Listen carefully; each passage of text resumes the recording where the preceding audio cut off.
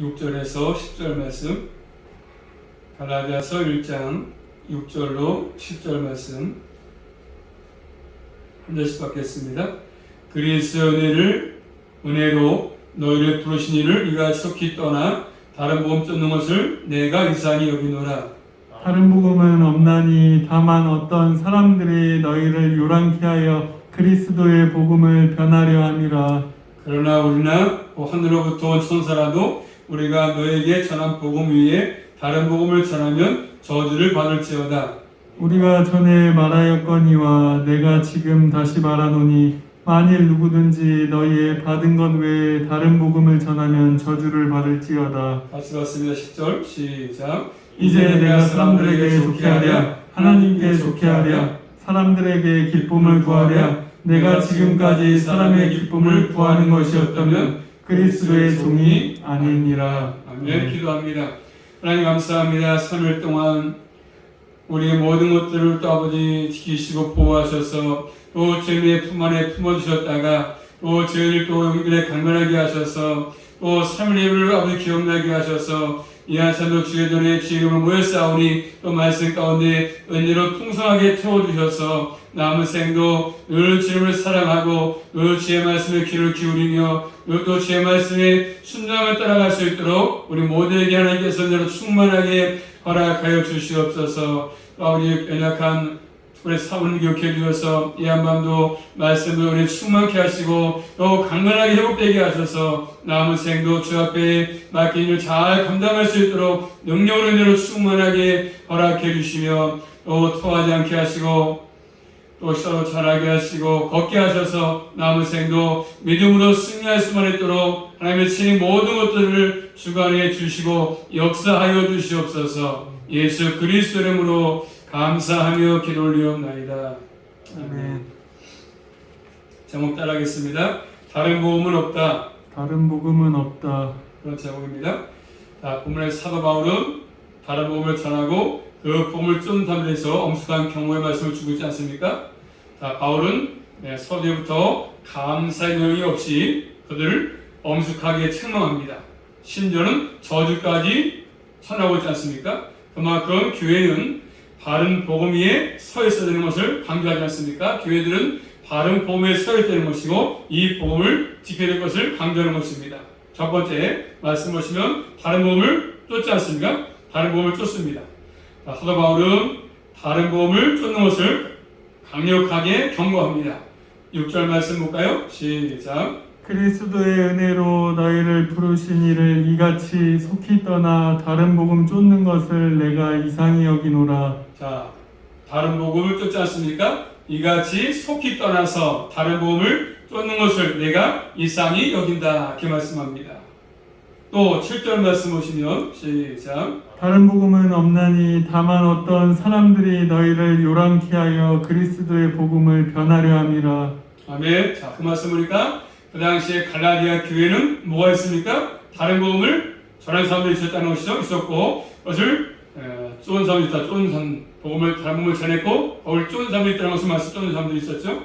저 다른 복음을 뭐냐면 다른 복음으로 돌아선 사람들이 하나님의 진리를 무너뜨리고 있었습니다. 진리를.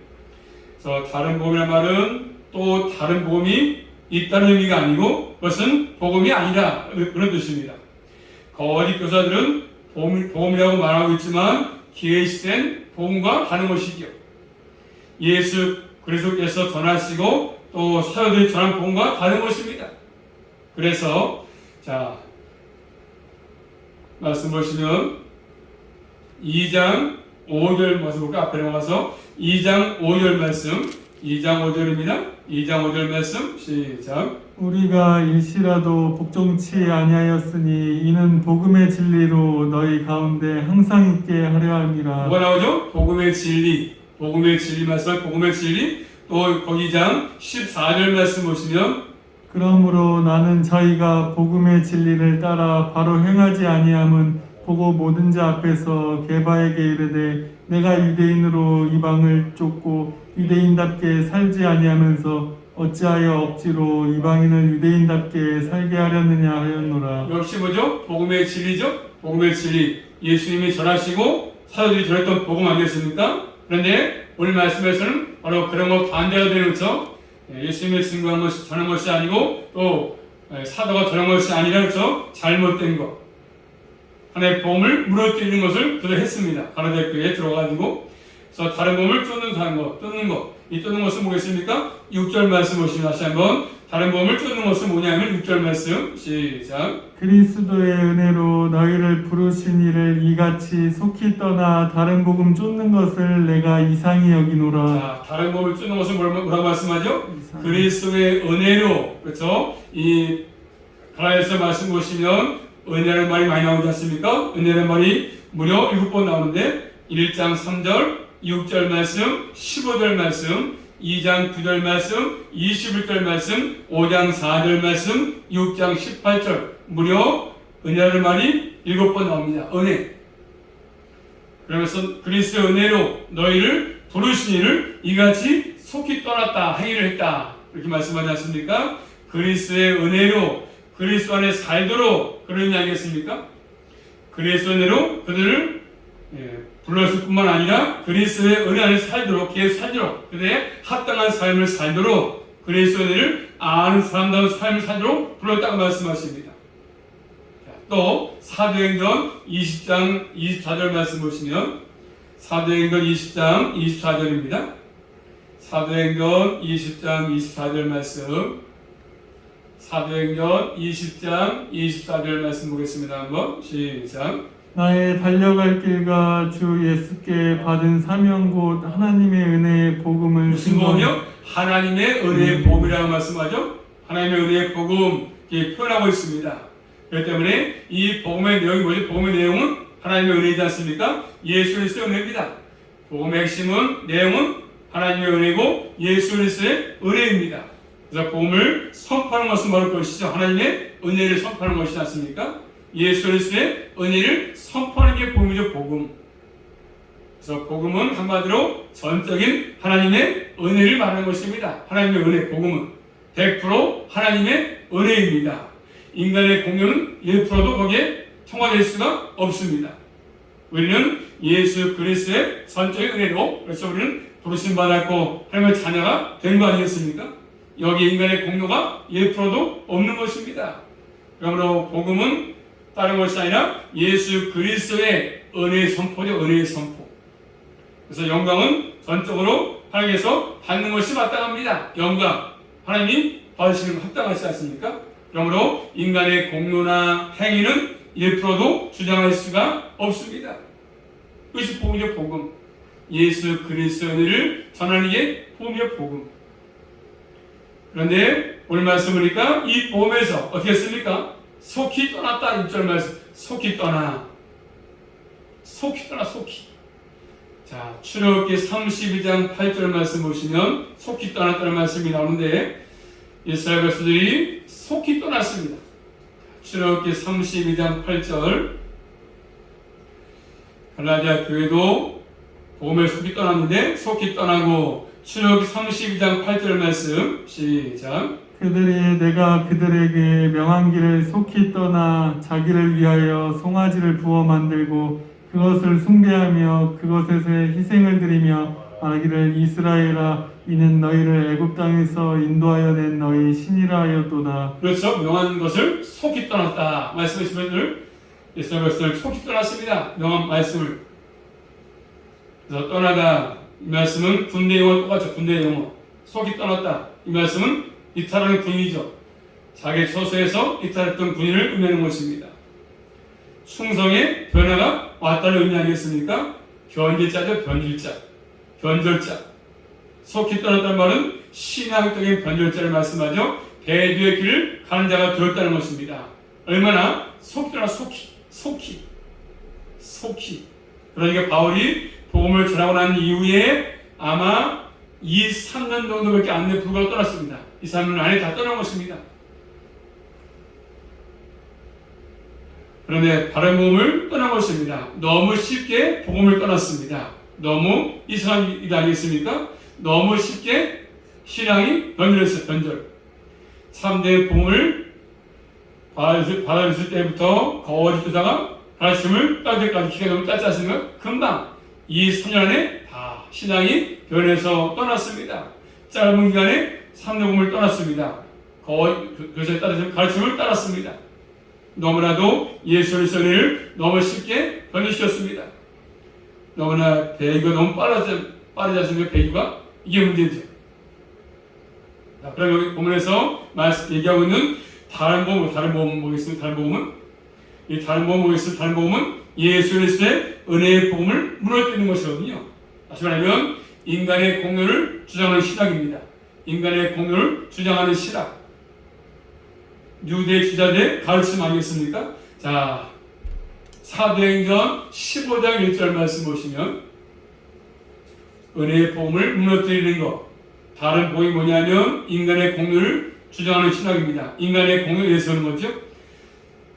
사도행전 15장 1절 말씀 보시면 사도행전 15장 1절 말씀 시작. 어떤 사람들이 유대로부터 내려와서 형제들을 가르치되 너희가 모세의 법대로 할례를 받지 아니하며 능히 구원을 얻지 못하리라 하니. 그런 것이죠. 모세의 법대로 할례 받지 아니하면 너희 구원을 얻지 못한다. 그런 것이죠. 인간의 공로를 내세우는 것입니다. 할례를 받아야 구원받는다 하는 것이지 않습니까? 유대주자들의 주장이었습니다. 그래서 예수 그리스도를 믿어야 한다. 전적으로 것을 부정하고 반대하고 반대. 그래서 예수 그리스도를 믿어야 한다. 이런 것이 아니라 결국 할례를 받아야 구원받는다는 것입니다. 그래서 율법도 행하고 할례도 받아야 구원을 받는다 주장하는 것입니다. 이런 주장들은 결국 예수님의 십자가의 은혜를 100% 이해하지 못하고 100% 인용하지 않는 거 아니겠습니까? 100% 예수 그리스도의 은혜가 아니고 인간의 공로가 거기에 플러스가 돼야 가임해져야 우리가 구원받을 수 있다 하는 것입니다. 인간의 공로 자꾸 내세우는 것 되지 않습니까? 항상 인간의 행위가 첨가돼야 하나님의 은혜 플러스 인간의 공로가 첨가돼야 우리가 구원을 얻을 수 있다. 구원이 완성이 된다 하는 주장입니다. 맞습니까?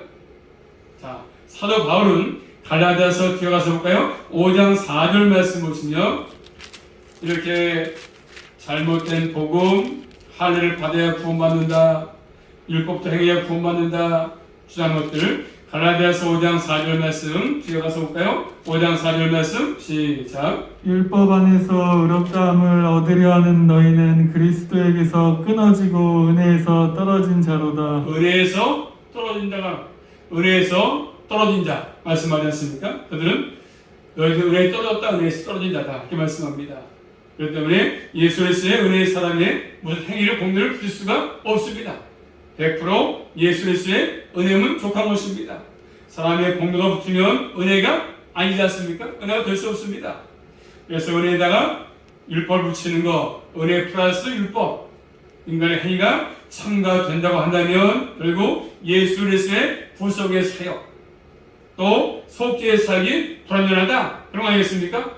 그러나 그렇지 않습니다. 예수 그리스도의 구속의 사역은 100% 완전하거든요.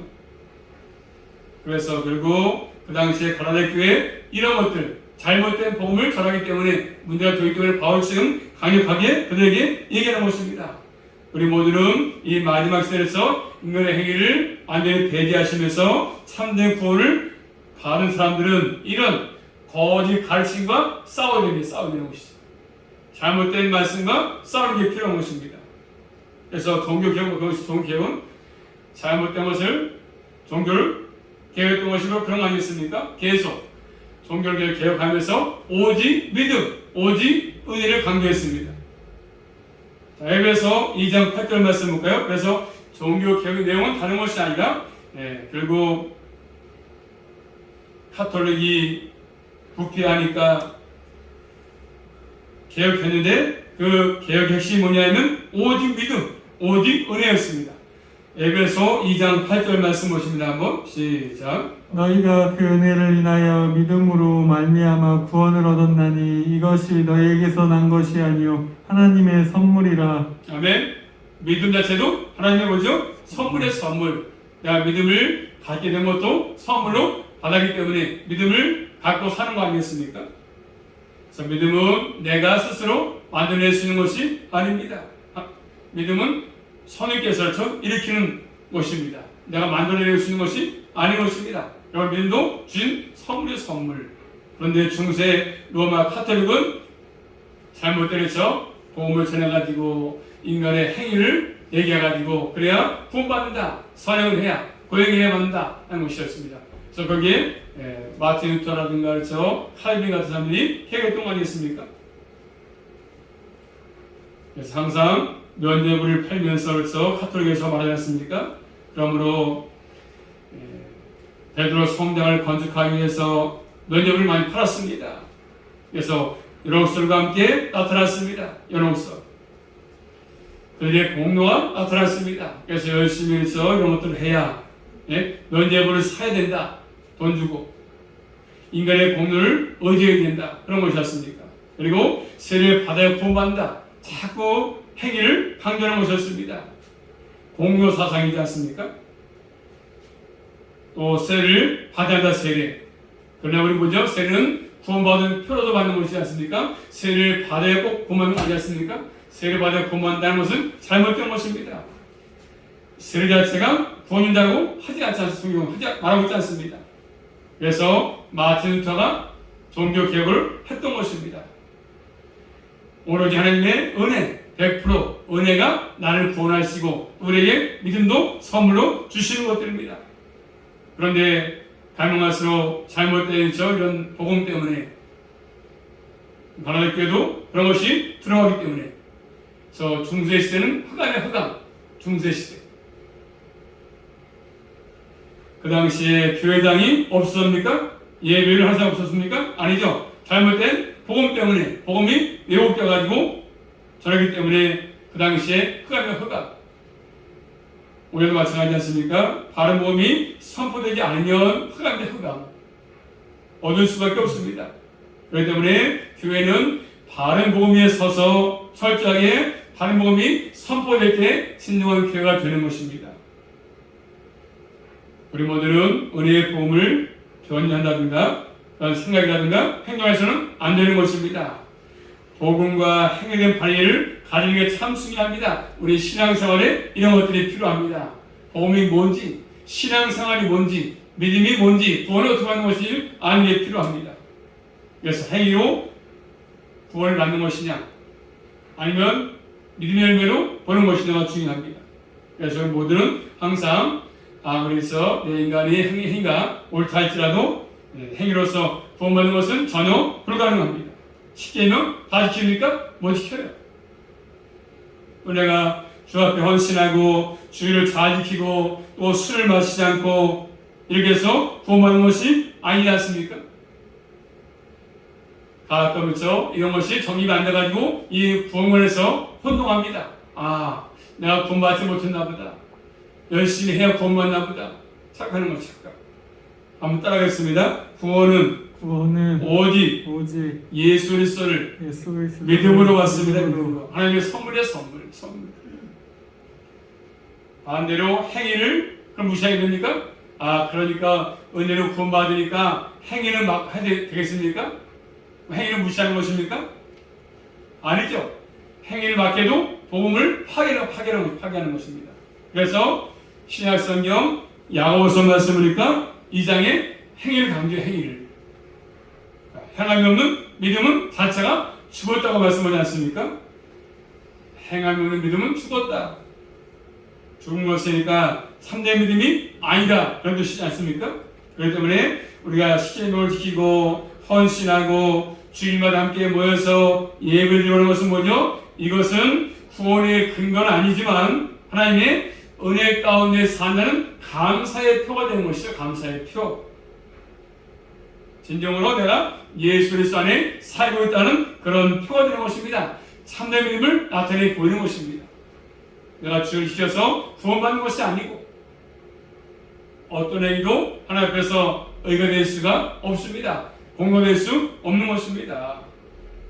또 교회에 모여서 성경을 공부하고 또 찬송을 부르고 또 선행하고 다 마찬가지입니다.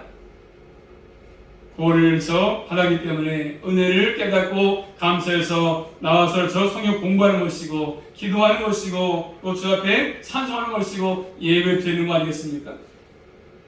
인간의 공로는 주장할 수가 없는 것입니다. 그래서 은혜의 풍성함을 깨닫고 아는 만큼 더욱더 하나님을 가까이 하며 살아가는 것이죠. 은혜 알기 때문에 나 같은 죄인이 구원받은 걸 알기 때문에 더 주님을 사랑하고 주의 죄를 가까이 하는 것입니다. 그리고 기도로 주님과 교제하는 거 아니겠습니까? 또 찬양으로 주를 높이는 것입니다. 그러므로 인간의 행위는 주님의 은혜에 참가할 수 없다는 사실을 꼭 기억하시고 공로도 주장할 수가 없습니다. 인간의 공로가 주장되는 순간 복음은 파괴됩니다. 이 관계를 가라사를 통해서 바르게 우리 신앙생활에 정리가 할 수 있기를 주님의 이름으로 축복합니다. 두 번째입니다. 자, 다른 복음을 전하는 사람들에게 선포되지 않습니까? 자, 바울이 이어서 다른 복음을 전하는 사람들에게 저주를 선포할 단호하게 선포하는 저주를. 자, 8절 9절 말씀 보십니다. 한번. 그러나 시작. 그러나 우리나 혹 하늘로부터 온 천사라도 우리가 너희에게 전한 복음 외에 다른 복음을 전하며 저주를 받을지어다.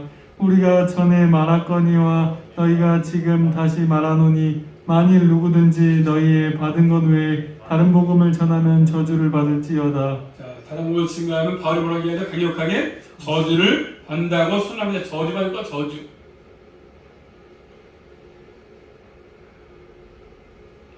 하늘에서 온 천사라고 해도 너희의 받은 것 위에서 즉 사도들이 전했던 복음 외에 다른 걸 전하면 저주를 받는다고 선포하지 않습니까? 이 저주받는다는 말은 무엇입니까? 하나님의 진노가 임한다는 의미거든요. 하나님의 법적 분노에 처해될 것을 말씀합니다. 그러므로 이 말씀은 마치 여호수아 6장에 나오는 여리고성이 완전히 파괴될 때 표현과 똑같습니다. 완전히 무너지는 것. 그러므로 예수 그리스도의 은혜의 복음을 왜곡시키고 거짓 복음을 전하는 사람들은 예외가 없다고 말씀하십니다. 누구든지 하늘로서부터 천사라도 영화 되지 않는다고 말씀하죠. 저를 선포합니다. 그만큼 하나님의 은혜의 복음, 예수 그리스도의 은혜의 복음의 진리가 견고한 진리 아니겠습니까? 이 견고한 진리는 무너질 수가 없는 것이죠. 그래서 다른 복음을 전하는 사람들 갖다가 실제로 뭐라고 표현하면 실절 말씀 볼까요? 실절입니다. 시작. 다른 복음은 없나니 다만 어떤 사람들이 너희를 요란케 하여 어떻게 하죠? 요란케 한다. 요란케 하다. 이 말은 뭡니까? 흔들다. 흔들다. 그 다음에 선동하다. 그런 의미를 갖고 있습니다. 사람들을 미혹해서 교회를 흔드는 것이죠. 교회를 무너뜨리는 것입니다. 파단을 치게 만들고 은혜의 복음을 흔들고 왜곡하게 만드는 거 아니겠습니까? 그러면 교회도 혼란에 빠질 수밖에 없습니다. 그래서 교회 안에 이단이 들어오면 교회가 무너지지 않습니까? 무너져. 흔들려가지고 복음을 떠나면 교회도 흔들릴 수밖에 없습니다. 그러므로 예수 그리스도의 은혜를 떠나면 교회는 흔들립니다. 예수 그리스도의 은혜를 떠나면 사람들은 자기 마음대로 살려고 합니다. 자기 멋대로 살아. 자기 생각대로 삽니다. 그렇기 때문에 은혜를 아는 사람은 삶이 다르고 태도가 다를 수밖에 없어요. 사는 법이 달라요. 사는 법이. 서양 사람과 사는 방법이 달라. 생각이 다르고 모든 것들이 달라요. 그렇지만 은혜를 모르면 결국 자기가 잘난 것처럼 교만할 수밖에 없잖아요. 자기가 잘난 것처럼 자기를 과시하고 자기를 내세우고 하지 않습니까?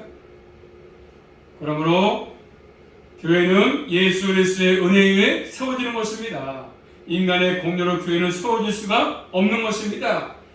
참으로 아는 사람만이 교회 주인 되신 예수 그리스도를 겸손하게 높이고 그분이 나의 주라고 고백하는 삶을 살 수밖에 없는 것이죠.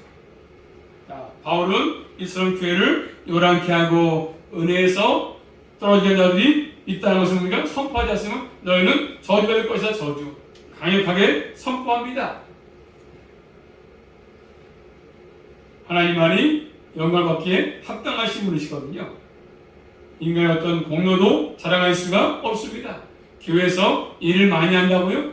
11조 가장 많이 한다고요? 헌금 많이 한다고요? 이런 모든 것들이 자랑할 수가 없습니다.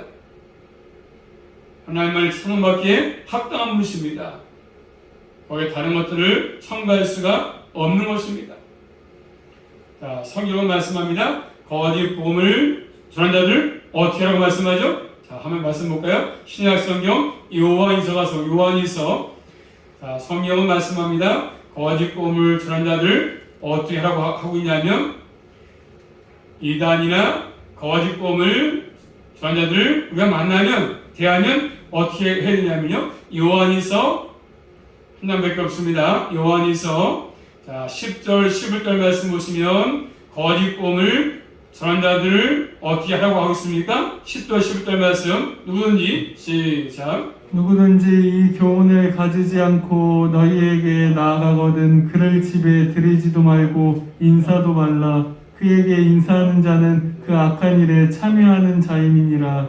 아멘. 아주 단호하게 태도를 취하지 않습니까? 누구든지 이 교훈을 가지지 않고 참된 은혜의 복음을 가지지 않고 너에게 나오거든 그를 집에 들지도 말고 인사도 말고, 그렇죠? 이단이 들어오면서 그에게 인사도 하지 말고 집에 들어오기도 하지 말고, 나 인사하면 악한 일에 너도 같이 동참하는 자다 이렇게 말씀하지 않습니까? 아주 단호한 태도를 취하라고 말씀하십니다. 그렇기 때문에 진리를 떠나서는 서로 간에 교제할 수가 없어요. 교제 대상이 될 수가 없다는 것이거든요. 얼마나 중요한 일이겠습니까? 이런 것들을 인식하고 우리가 사는 게 필요합니다. 그러므로 복음을 굳건하게 의지하고 복음을 바르게 지키고, 그래서 계승할 삶이 우리에게 있는 것입니다. 교회는 진리의 기둥과 터로 존재하는 거 아니겠습니까? 우리 시대에 보면서 우리 너무 약해져 있습니다. 다양한 방법으로 복음을 떠나고 있습니다. 복음을 전하는 것은 보이지만 실제로 복음이 아니고 다른 것들 이상하게 교묘하게 바꿔서 말씀을 전하는 세대가 되어졌습니다. 그리고 설교가 강단에서 설교하는 것들이 구속의 은혜가 아니라 십자가의 복음이 아니라 그저 도덕적인 설교, 바르게 살고 뭐 착하게 살고 좋은 일 많이 하고 똑같이 세상 사람들처럼 그런 도덕적인 설교가 지금 강단에 판을 치고 있습니다. 그런 것들로 채워져 있습니다. 어떠한 경우에는 성경에서 가르치는 신앙 행위에 대해서 성경, 기도, 전도 가지고 복음을 낙화시켜 올려. 성경의 진리는 어떠한지 선행을 많이 해야 된다. 구제를 많이 해야 좋은 교회처럼. 우리 교회는 구제를 많이 하는 교회야. 우리 교회에서 선한 일을 많이 해. 가장 그것이 좋은 교회처럼 얘기하지 않습니까? 그렇지만 진리를 떠나면 다 뭐죠? 인본주의야. 아무리 좋은 일을 많이 하고 구제를 많이 한다 할지라도 진리를 떠나서 하게 되면 다 그런 것들 인본주의죠. 인간의 방법을 써가지고 더 많이 끌어들이기 위해서 더 교회 부흥시키기 위해서 하는 모든 것들은 다 그런 것들입니다. 한마디로 예수 그리스도의 은혜, 영광을 떠나면 어떠한 명목으로 하든지 간에 그것은 다 뭐죠? 인본주의에 불과합니다. 인본주의. 성경이 가르치는 진리가 아니지 않습니까? 우리가 믿고 따를 진리가 아닌 것입니다. 그래서 바울은 얘기하지 않습니까? 그래서 바울은 이제는 너희들이 삶의 목표를 분명하게 정해라. 자, 본문 10절입니다. 10절 시작. 이제 내가 사람들에게 좋게 하랴 하나님께 좋게 하랴 사람들에게 기쁨을 구하랴. 내가 지금까지 사람의 기쁨을 구하는 것이었다면 그리스도의 종이 아니니라. 뭘 말씀하죠? 종. 자, 종은 뭐죠? 종은 주인의 기쁨을 구하는 삶이죠. 종은 주인을 기쁘게 하는 거, 기쁘게 하는 거. 자, 우리의 주인 누구지요? 우리의 주인 누굽니까? 피로가 앞으로 사신 예수 그리스도가 우리의 주인이야. 우리의 종이야, 종. 그래서 그분을 기쁘게 해드리는 것입니다. 우리 하나님께서 어떻게 하시면 기쁘시게 할까? 어떻게 하면 기뻐하실까 하는 거잖아요. 신앙생활 어떻게 하면 기뻐하실까? 우리 종이니까. 사람을 욕게 하지 말고 하나님을 좋게 하라고 말씀합니다. 사람의 비유나 맞추지 말고 하나님을 기쁘게 하라고 말씀하지 않습니까? 왜? 예수에서 종이라고 한다면 다른 사람의 기쁨을 구하는 것도 그렇죠? 우선하지 않고 철저하게 주님의 기쁨을 구하는 것입니다. 바울은 참 주이신 하나님의 기쁨, 예수의 기쁨에서 일했지 않습니까? 바울은 자신의 메시지를 말씀을 증거할 때마다 그래서 사람들에게 청중에게 맞추지 않았습니다. 바울을 대적하는 사람들은 바울의 청중의 귀를 맞추겠다고 표현했지만 결국 바울은 철저하게 주님을 기쁘시게 하는 복음을 전했습니다. 오늘날에서 강변에 세운 주의 종들은 주님을 기쁘시게 하는 이런 메시지를 증거하는 게 주의 사명입니다. 그러나 그래서 그렇지 않을 때가 많지 않습니까?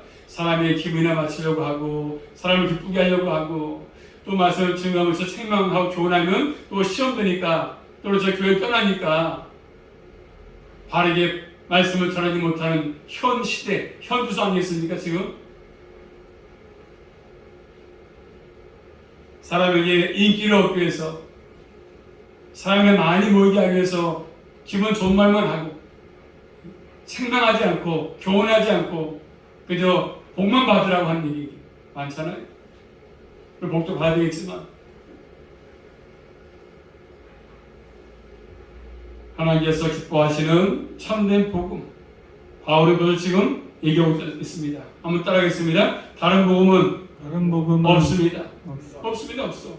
하나님 기뻐하시는 복음은 하나님께서 전하라고 주신 복음 오직 예수 그리스도의 은혜를 선포하는 복음 아니겠습니까? 100% 하나님의 은혜 역사의 은혜 역사 이것을 선포하는 게 참된 복음 아니겠습니까?